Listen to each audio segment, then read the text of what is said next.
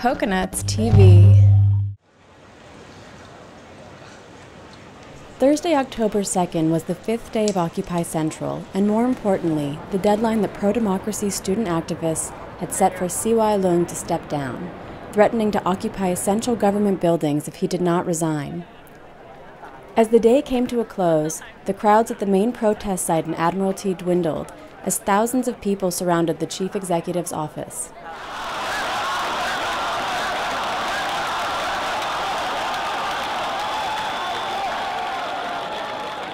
The atmosphere was tense as the midnight deadline approached. Protesters readied their face masks and goggles in case of tear gas, while rows of police stood guard.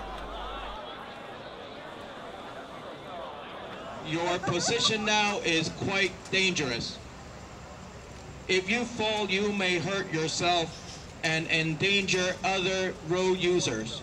The police made several announcements advising protesters that if they storm the building, people may get hurt.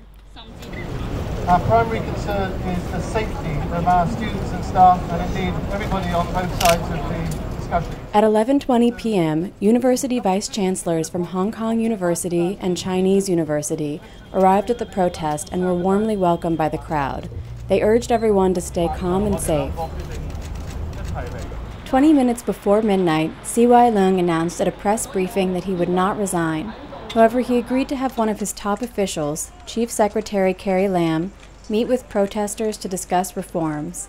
He also warned of serious consequences if protesters crossed police lines. Tensions remained high as the protesters and police faced off, but the midnight deadline came and went without the protesters taking any action. They continued their standoff with the police for hours. Student leaders Joshua Wong and Lester Shum rallied the crowd, encouraging them not to give up.